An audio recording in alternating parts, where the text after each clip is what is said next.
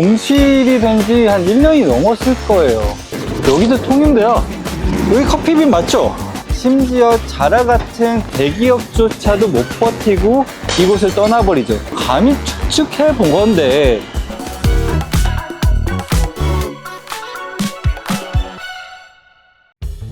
안녕하세요. 베트남 음식 그리고 그 감성을 가지고 온 남자, 분분 쌀국수 대표 김진한입니다.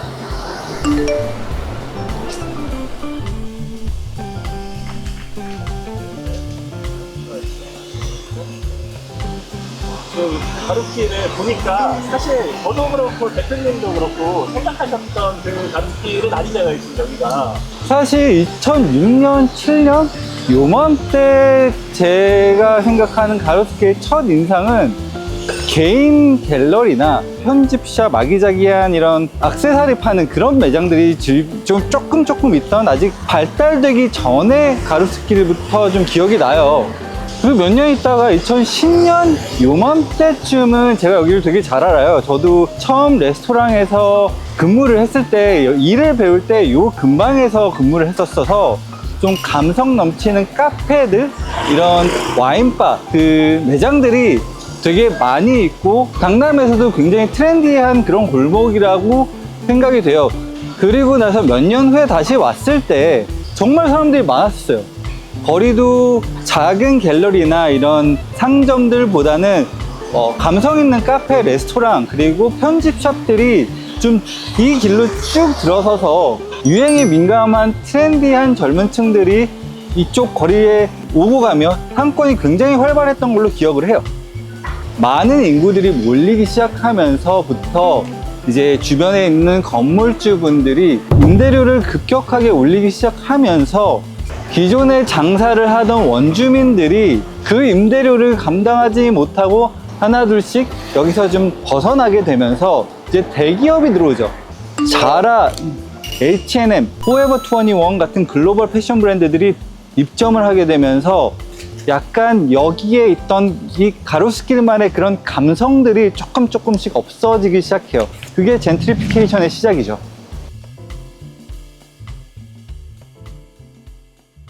2018년에 그 젠트리피케이션의 종지부를 찍는 큰 사건이 발생하죠.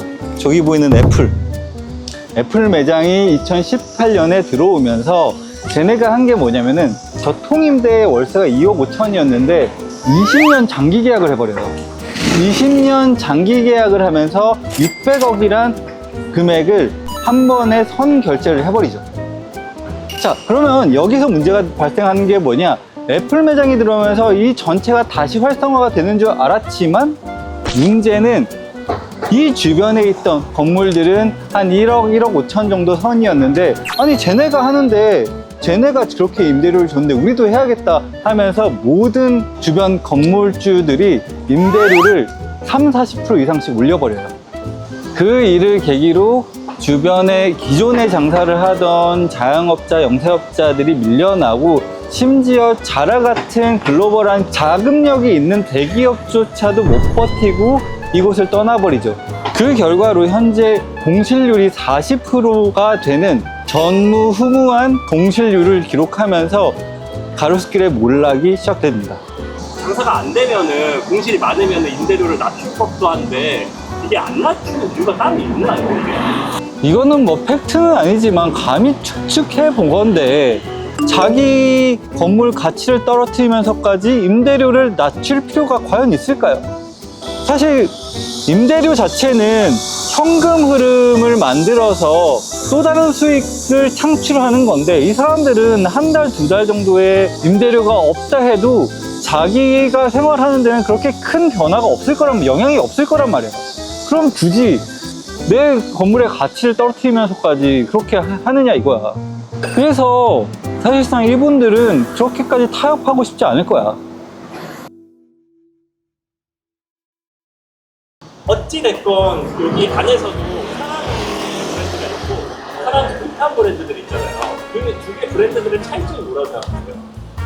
제가 사실 이 근방에서 30대 초반에 회사 때려치고 처음 장사를 배웠던 레스토랑이 여기 이 근방에 있어요.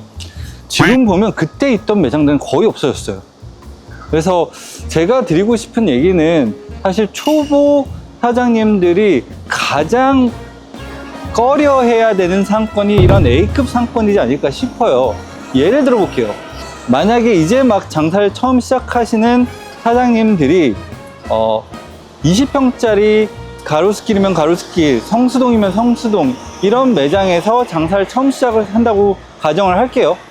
그럼 월세가 기본적으로 한 1200에서 1500 정도라고 보시고 인건비가 한 700에서 800 정도는 들 거예요.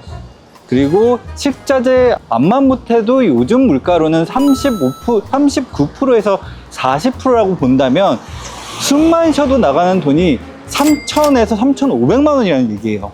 기본적으로 월 매출이 5천만 원 정도가 돼야지 인건비 정도는 가져가는 정도? 그렇게 크게 돈을 벌지도 못하고 그 정도라고 생각하시면 돼요.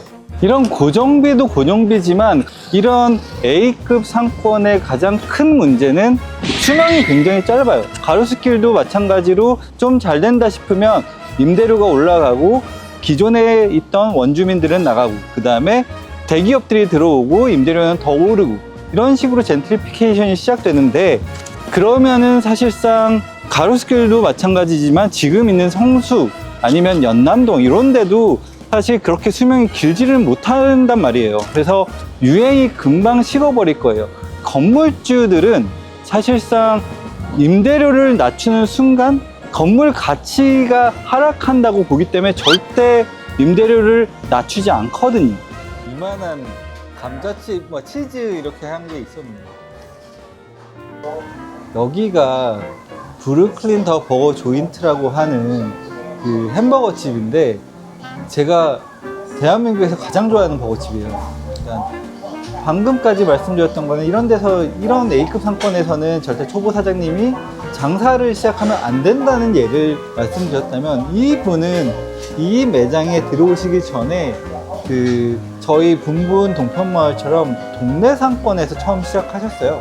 대표님이 사시는 동네 설해마을에서 그것도 메인 상권이 아닌 그 구석진데 적은 액수로 창업을 시작을 하셨단 말이에요. 그게 좀 잘 돼서 가로수길이 정말 활성화가 됐을 때부터 정말 장사가 잘 됐었거든요. 머리 갈 것도 없어요. 저희 분분만 하더라도 동편마을 얘기는 너무 많이 했기 때문에 좀 지겨울 것 같고 이수혁 사장님처럼 이수혁 매장은 물론 지하철역에서 가깝지만 이분이 정말 똑똑하게 했던 게 뭐냐면 메인 도로에서 한 번 더 들어가는 이면 도로에 월세 170만 원을 주고 18평 매장을 임대 계약을 한 거죠. 그리고 저희랑 가맹 계약을 하면서 거기가 월 평균 매출이 3,500 정도가 되는데 임대료가 일단 기본적으로 170만 원밖에 안 되고 그리고 인건비도 가족 경영을 하기 때문에 인건비도 400에서 500밖에 안 들어요. 나머지 식자재비 다 해봐야 한 30, 많이 나와봐야 40% 정도가 될 텐데 그거 이것저것 다 빼도 그 사장님은 월 한 800에서 1000만 원은 순수익으로 가져간다고 말씀을 하시더라고요. 그래서 제가 드리고 싶은 얘기는 고정비용을 최소한으로 낮춘 상태에서 장사를 한번 시작해 보시는 게 좋지 않을까. 감사합니다. 좋지 않을까 싶습니다.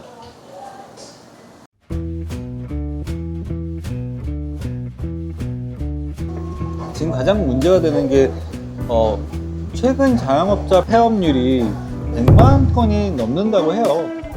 장사를 준비하시는 사장님들한테 입지만큼 중요한 게 없는 건 맞아요. 근데 사실상 각자 갖고 있는 버짓이 다르고 그 다음에 아이템이 다르고 여러 가지 고려를 할 대상들이 많잖아요. 처음 하시는 분들은 그 B급, C급 상권쯤 들어가서 거기에 맞는 아이템을 선정을 하면 그래도 지금처럼 힘들 때 꽤나 큰 도움이 되지 않을까 싶어요. 저는 늘 얘기하는 게 있어요. 사자무리 속의 1등보다는 토끼무리 속의 왕이 되자가 저의 장사 철학이거든요. 그래서 트렌디한 상권에 들어갈지 아니면 자기한테 맞는 아이템에 맞는 상권에 들어갈지 신중하게 판단해서 창업을 하시길 바라겠습니다. 오늘은 여기까지. 베트남 음식 그리고 그 감성을 가지고 온 남자 분분 쌀국수 대표 김진한이었고요. 다음 주에는 더 재밌는 컨텐츠로 다시 찾아뵙겠습니다. 감사합니다.